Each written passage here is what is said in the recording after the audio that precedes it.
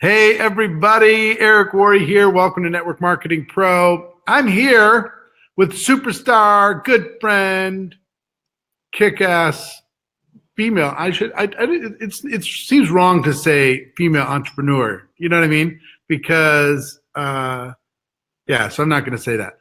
Entrepreneur, powerful woman, powerful leader in the network marketing world. Bree Richardson. Yeah. Bree, tell everybody hi. Hey guys. So, Bree, where are you connecting from? I am in little Burleson, Texas. Burleson? Where's Burleson close to? South of Fort Worth. South? Okay. I lived in Capel for a while, so it was like between Fort Worth and Dallas, but I never even heard of Burleson. Yeah, we're small little town. Small little town, huh? You always lived in this small town?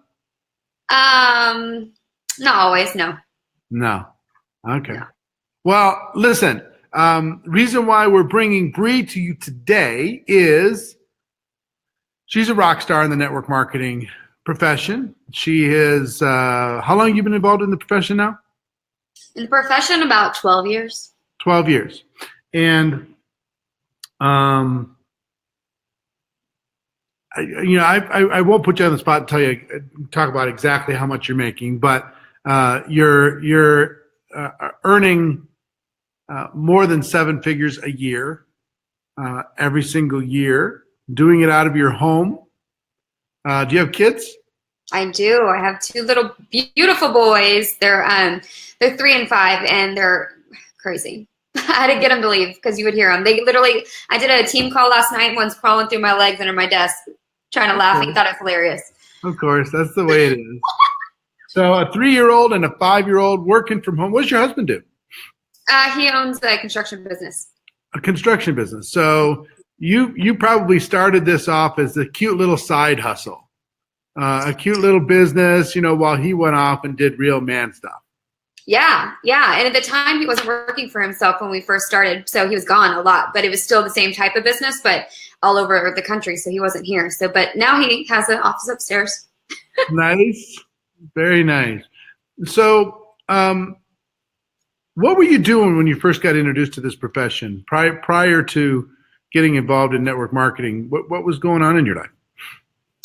Well, way back when I actually first was introduced to it, I was a college student, and that kind of was my first exposure to it. When I first started coming into it as a profession and really looking into it as a business, I was on a contract job that was ending, and it was kind of like one of those situations where it's like, well, I don't want to go work for somebody else. I want to work for myself. And so then I started really looking into it for entrepreneurship. Okay. And how long ago do you think you decided to really take it serious? About 5 years ago. About 5 years ago. Yeah. And how long did it take before the result of your really serious commitment showed up in income? About a year and a half. Year and a half. So a year and a half, you had to have some faith. Yeah. I had to learn a lot. Yeah, of course. Yeah. You had to learn some, but you also had to believe that it was gonna happen for you. Yep. Interesting. Absolutely. Well, here's what we're gonna do. We got people, listen, if you're watching this, do me a favor. Bree Richardson, she's a rock star in network marketing. She's a rock star as a mom and a wife and a mother. Or I said the mother already. She's a rock star in leadership. She's a rock star in social media. She knows how to grow her business utilizing all these different things and more. She's developed a lot of skills. So if you think anybody else would get some benefit from this, go ahead, add the likes, add the comments, add the tags, share this with people you think might get benefit. We're going to have this discussion with Bree. And if you have questions for Bree, go ahead and post those questions in the comments. If you want to figure out how she did all this, how she made all this stuff happen, how she balances her life with all these moving parts, how she manages to travel and take care of the family and take care of herself and have time for herself and stay so in shape and all this stuff. Feel free to throw that in the comments below, and we'll put Bree on the spot and have her answer those questions. So, Bree, here's a big question for you to start. Okay. What makes you so special? Other people joined your company same time you did, and they're not earning what you're earning. Other people have the same circumstance, same family dynamics, same background, same age, and they're not earning what you're earning. There's got to be some secret sauce that causes a person to be $1 million earner when other people had the opportunity and didn't take it. What makes you different? So you kind of touched on it just a second ago when you said, you kind of believed that you could. And I actually have learned this recently, that when I look back in my entire career of the successful part, right, is when I look back and I go, from the beginning, I never doubted that I could. I saw there were examples in the industry, not necessarily within the company I'm in, but in the industry that were successful, that had the cars, had the houses, had the freedom, had that. And I knew that if anybody could do it, I really, truly, honestly believe that I could, and that came within my organization as promotions go, right? We all are trying to get to that next promotion in our business. And never once has there ever been a doubt that I could or would do it, right? It's just kind of like getting all my ducks in a row and going after it and getting it. So for one, the belief that I could, the absolute zero doubt that I can do it. And no matter how hard it gets, right, you still believe that you can accomplish it. And then, it's as simple as I watch it every day. When people get knocked down, they give up. I've been knocked down over and over and over again, whether it be from the nose to the rolling of the eyes from the husband to feeling like I neglected my children. And I got back up and I kept going. So that's the huge difference. So do you think that's just it? Just resilience and belief? It's got to be more than that, right? Resilience, belief, and you know what else? And it's so funny. I did a video on this a long time ago, but I call it's like the diet thing. So I call it like, people will tell you, oh, I really followed my diet today. I really did everything good. And really they're eating cake in the closet. And so they're not losing the weight, right? So I can relate that to the business and I go, I can literally tell when people aren't doing enough or aren't doing what they say they're doing. They'll come to me and they'll go, Bree, I'm doing all this stuff. I'm doing exactly what you told me. And yeah, you might be doing what I said, but you're having 5 conversations and you got to bring it up to 50. They're like, okay, I'll go and do it. And they're not losing the weight, right? They're not seeing the success because they're in the closet. When no one's watching, they feel like they can get away with things when really the results tell us what you're doing. So belief, resilience, and what would you say the third thing is the action. The action, or putting in the numbers? Is it? Yeah, it's a numbers thing. It's really the action, because a lot of people will do a little bit for a little while.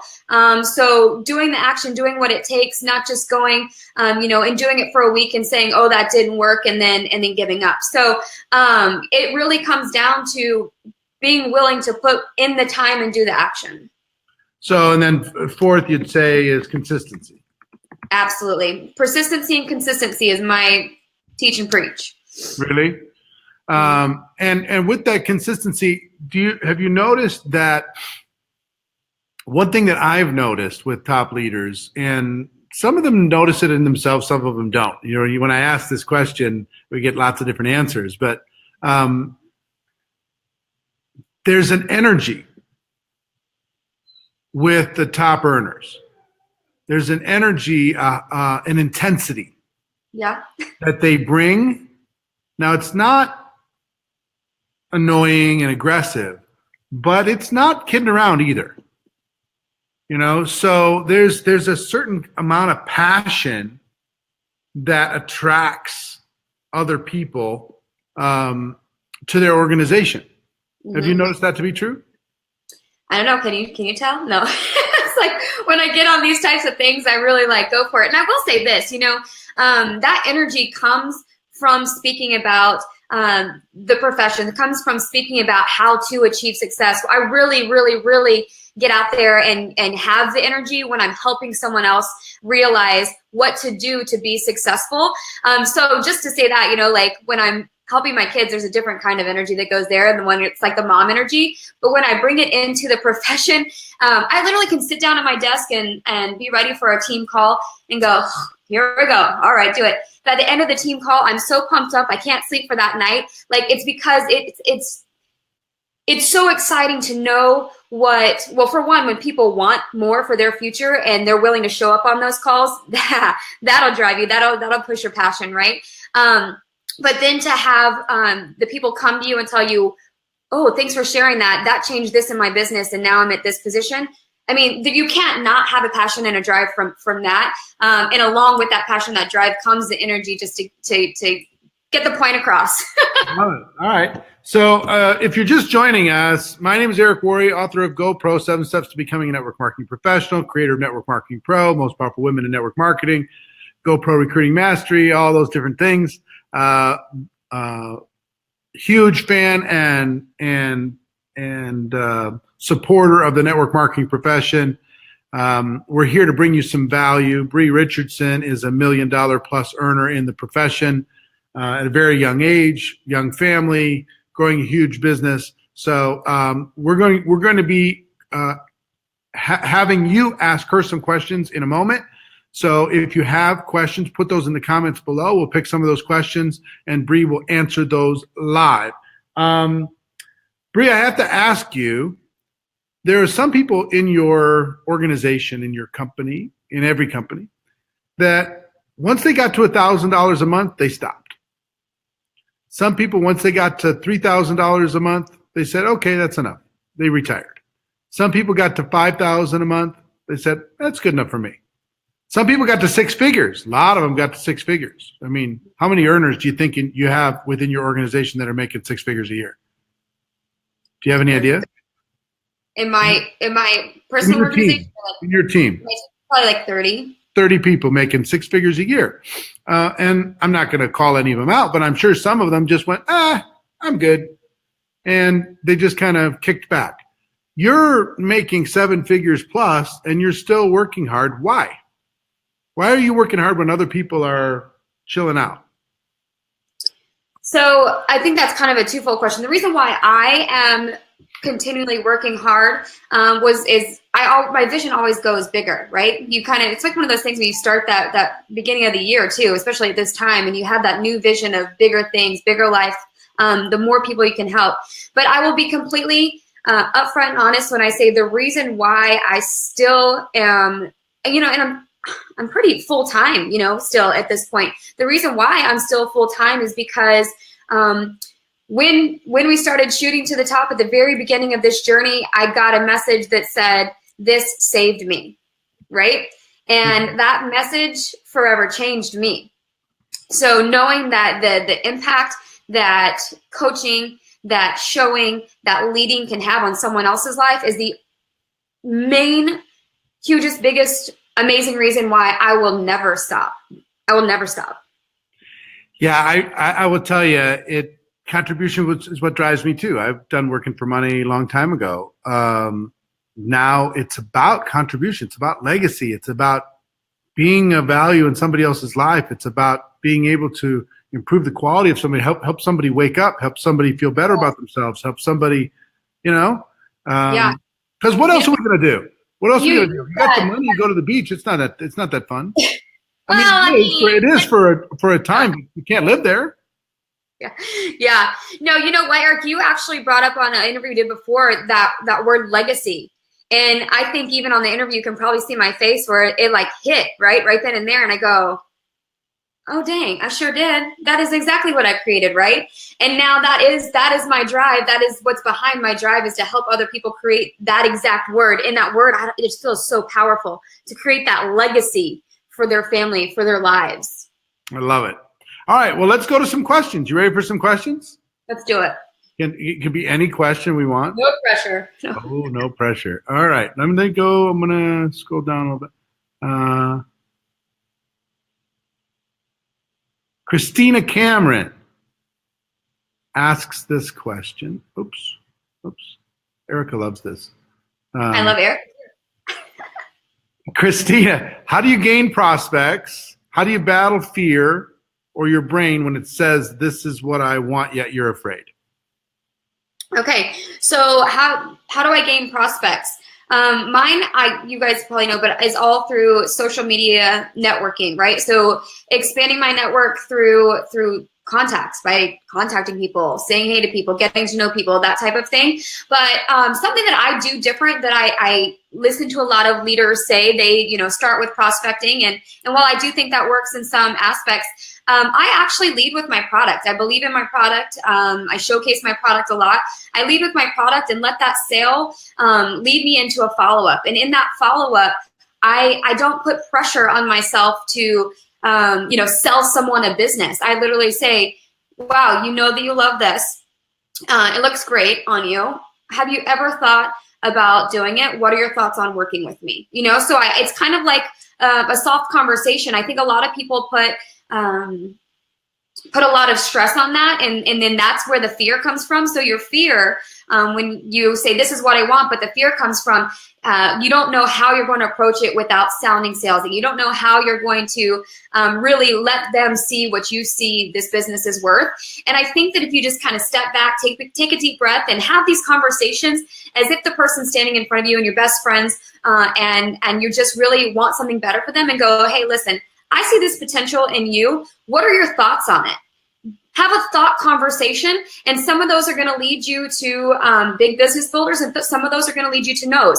That's part of the business. You kind of have to, know that, realize that. But take a step back, take a deep breath, and have a conversation. Don't go out there going, I got to get them. I got to get them. Have a conversation and offer an opportunity to people genuinely. Love it. Kari June Blackburn asks, how do you celebrate your team? So many ways, right? There are so many ways to celebrate my team. So it just kind of depends. We do lots of shout outs. We have lots of leaderboards. I like a lot of personal messages, right? And I do a lot of stuff that's not even really public, and just let them know that you're proud of them. Because that's one thing that I love getting, is just a message going, man, look what you've done. I'm so proud of you. So I'll recognize those people. A lot of times I actually reward people with one-on-one calls just so we can game plan together. We do retreats. I mean, there's just so many things. One thing that I think a lot of people do is a quick shout out on Facebook, celebrating them.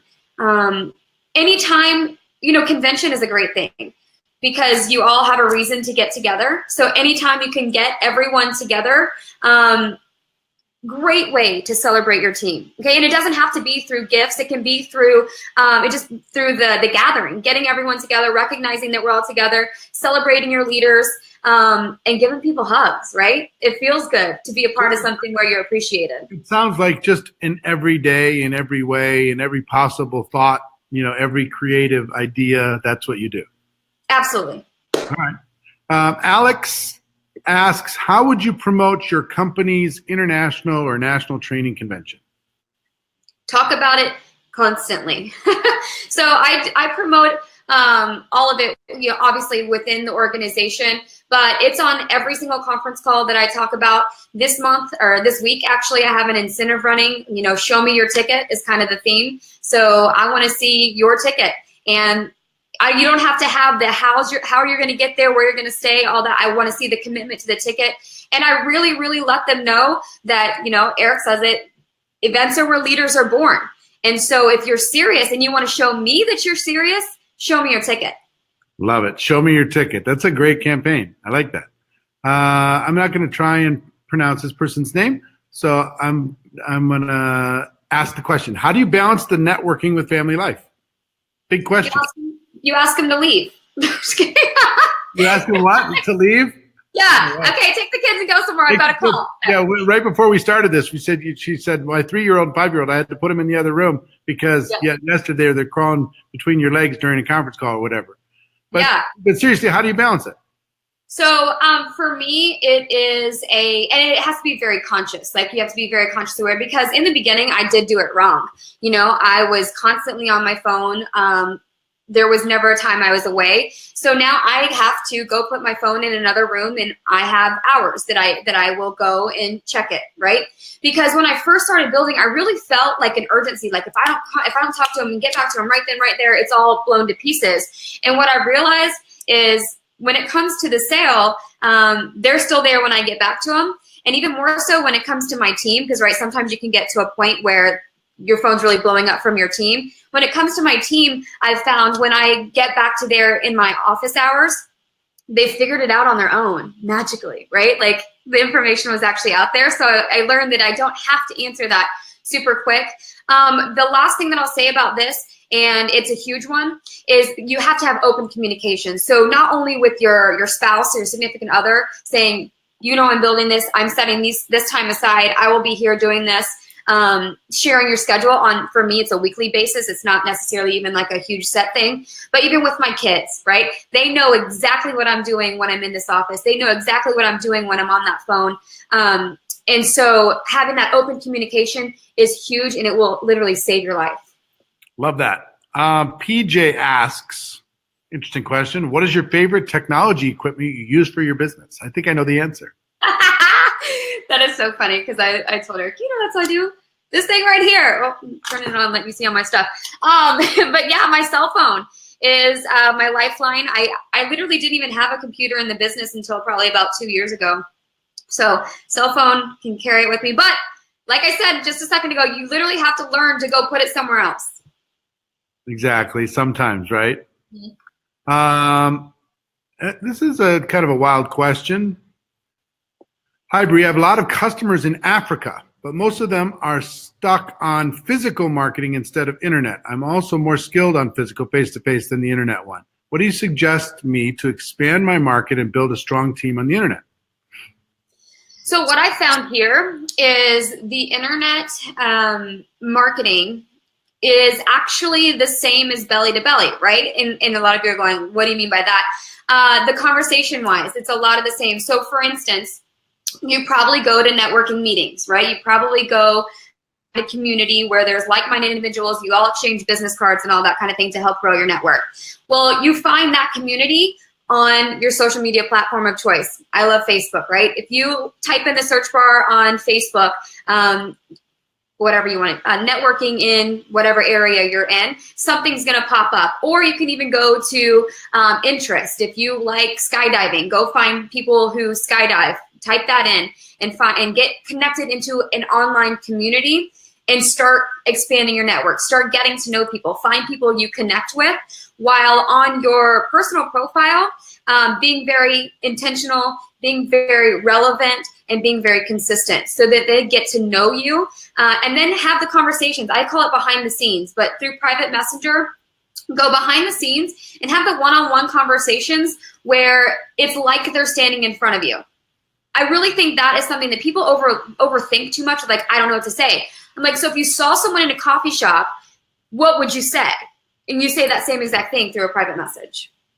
Love that. Kevin asks, personal development, what one book was and still is key to you? Okay. 7 Steps to Billionaire. So obviously GoPro was huge. That was one of the first ones that I read. That's one that I hand off to everyone that comes into the business because not even so much from my testimony of it, but hearing so many other people go, holy cow, that changed my whole business and gave me a whole different outlook. And it's so funny. I just did a coaching call a minute ago and she's going, so like Eric says, if I would do it, I'm like, yes, you read the book. It's kind of validation that they're actually into this. So obviously the GoPro book, but honestly, one that is huge as far as leadership is the Big Al book, How to Build Network Marketing Leaders. It's about leadership mindset. And I think for a lot of people, because when obstacles arise in our business, you have 2 different types of people. You have people with leadership mindset and you have people with what he calls distributor mindset. And so not only does that help you as a leader see who is what, but when you give that to your team to read, they go, oh, I don't want to be that one, right? So you kind of are able to develop more leaders out of it. So that's a book that I love too. Love it. Christina asks this, I'm having a hard time regarding money to tell the prices I mean. Do you have an idea to change my mindset? A lot of people have this idea that they're, I'm nervous to ask, to tell people what it costs or to talk about the value of my product, or I feel like, they come from a certain background. So they're, they might feel like it might be expensive to some people, even though the quality might be way better. So how do you, do you deal with that with your anybody in your team, and how do you do it? Yeah, so there's a couple of things. For one, I truly believe that you have to believe your product is worth it for that to be successful, right? So you have to go sit down and really think to yourself, would I pay this much for it? Why would I pay this much for it? Why is it worth that much? You have to really figure out the worth of your product for you. And once you have done that, again, it goes back to, I have found that the people who, my partners that go, everyone's saying it's too expensive.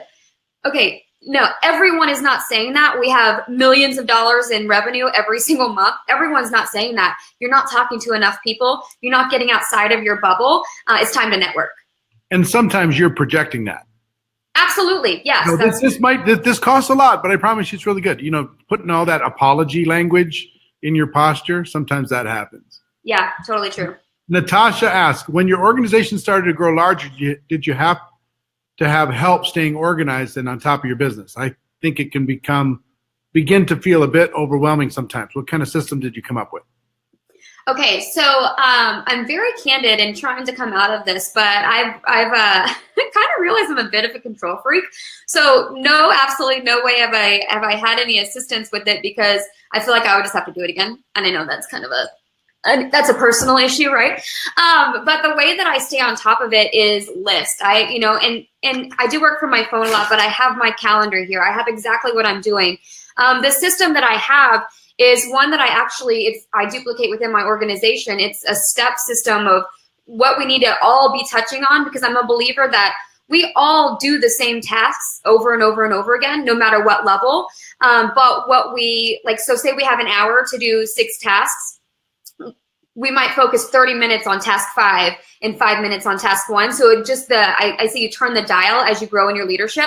So I really I sit down the night before and write out my task. What am I going to accomplish tomorrow? And then I put how much time I'm going to spend on each one. And so, for instance, if I need to sell more products, I'm going to focus more time on where I'm going to plant the seeds for selling. If I need to put more people into my business, I'm going to put more time on the number of conversations I'm having. Training, it just kind of goes like that. But really, I think the only way to be successful in it is to have the plan the night before, and then make sure you knock it all out no matter what the next day. Love it. We're going to go to 3 more questions, then we'll wrap it up. Ellen asks, this is terrific. Bree, what is the key to true duplication versus just spinning plates? A system within your organization. What does that mean? Yeah. So for me, I actually have a system where I call it a steps to success. And so when someone comes into my organization, there is no question about what do I do, right? So I have, and it's all done through creating videos. So let me go through this. When I bring someone into my organization, I give them 3 tasks to complete, not all at once. I give them 1 task and I say, get back to me when you're done. Give another task, come back. And then that's when I get on a one-on-one call. Okay, so that's a system. And then when I'm on that one-on-one call, I go over, okay, this is what your business is going to look like for the rest of your life. You're going to need to touch on each one of these tasks every single day. Okay, so I go and tell them what each one of those are. So when they sit down to work their business in their scheduled allotted time that they've communicated with their family that they're going to be doing, there's no doubt on what to do. Okay, I need to do these tasks to complete objective number 1. It's very task-based actions. So, and kind of a comment for those of you who are watching, if you don't have a system that you feel strong about, think about 3 simple assignments that would give people positive reinforcement, get them some movement, get them some feel better about themselves, get them some success, maybe a customer, maybe just movement. You just want to get them a little wins right away. So what are those 3 things that you could do? Here's the first thing you need to do, get back to me. Here's the second thing you need to do, get back to me. Here's the third thing. And then she has a phone call, and then it leads to whatever the next thing is. But it's very assignment oriented. In our in our profession, people crave assignments because they go from structured environments in the workplace to a non-structured environment here. So as leaders, we need to provide that structure that they've been used to their whole lives. Yeah, and I will say this too, that when you brought up kind of giving them the little wins, when we're using social media, something that is really amazing and kind of can get overlooked or forgotten about is when I have a post that performs amazingly and really produces something, sometimes I forget about it because I've already done it. Hold on to that and pass that on to your people. I mean, that's a simple system, right? When you find what works for you, you pass it on. So, Yeah, and love it. for everyone that comes in. Lonnie asks, I'm from a small town. How do I branch out, get people on my team or customers from outside my hometown? How does that happen? So what I do a lot of, and it for me, I say easy, but it's simpler because I am party plan company. So for me, that I utilize those online events. I do them all online to access other people's networks, right? So you would have to sit back, make your 100s list, go to your memory jogger, see who you know in other places, and then connect with them. And obviously, you can offer them the opportunity to build. A lot of like my team overseas, it's not who I had direct connections with. They came through somebody else. So accessing other people's networks is going to take you literally worldwide. It will, but you have to be thinking about it, right? You have to ask, who do you know, who do you know, who do you know, and just you're connecting from person to person to person. We're all connected around the world. We just need to ask the question. Yeah, and I think one of the things too is, if you kind of like say, if you know anyone in your area, I'm building in your area, if you know anyone in that area that you think this would be interested in. And it's funny because a lot of them go, well, why not me? Instead of if you don't directly ask them, they're going, well, hello, so. Questions are key. Nicole asks, how do you get your downlines to continue to grow? I feel like when they have a slow month, they're all ready to give up. Yeah. So this is a huge struggle as far as leadership goes. And I am someone who is a strong believer that, first of all, your people have to separate their reasons for being in this business from their why they're in this business. There's lots of reasons I'm in this business, right? I'm in it for my kids. I'm in it for my career. I'm in it to have the life. But why I'm really here is to change the lives of others. And why I'm really here is because I've seen what it can do for others. That's what drives me. So they have to separate that at first. So that's something that you coach them how to do. But I know without a doubt that you cannot push somebody. Okay. You can't push somebody to be motivated. A lot of people go, how do I motivate my team to do stuff? The way that you do that is you create vision. And the way you create vision is by telling stories. So you tell your story. You tell your best friend that her life changed through your business, their story. Tell people stories, and then they'll start going, oh, this is what I'm doing here, that vision, because I want that. So it's inspiration through telling stories. I love that so much. Well, let's do this. This has been awesome, and thank you for the rapid fire. We didn't give you any notification as far as what kind of questions you're going to be answering. So thanks for just being gracious with that. I'm going to give you the final word before we wrap it up. The people who are watching this, they want success in network marketing. They want to have a breakthrough. They want to feel better about themselves, their contribution to the world. They want to be able to share their products and services with the world. What advice do you have for those people who want to become network marketing professionals? Give them the best you've got. Okay. So my greatest advice is that if you want to become a network marketing professional, you start by being professional, right? And professionals don't give up. If you're a professional in any sort of business, you don't just not show up to work one day. Okay. And so you simplify it as much as you can. Get your tasks in order. Know what you're going to be doing each and every single day and show up to work. A lot of people, I think, in our industry, the reason why it doesn't work and they quit is because they're not serious enough about it being a profession. And so you have to be a professional here and in here if you're ever going to be successful in this business. So show up to work, have your ducks in a row as far as what you're going to get done that day. I always tell my team, you have a non-negotiable list. You don't close your eyes until it's finished. But the biggest thing that you have to do before any of the success will get to you is believe in yourself and not just go, okay, Bree, you can do it, but go, there's no way I'm stopping until I do it, because it is going to happen. I love that so much. Ladies and gentlemen, Bree Richardson offering up her advice, giving up some of her time. If you got value from this, or if you know somebody else who would get value from this, send this to them, forward this to them, share it with them, tag them, comment, like, show your love for Bree in the comments below. This type of information is very difficult to find in the real world because people like Bree in other professions don't share their secrets. They don't share what's working for them. You got a little insight into the mind of what it takes to be a 7-figure earner in the network marketing profession. So use it wisely. So that's our broadcast for today. Hope you have an amazing day, amazing week. Bree, thanks again.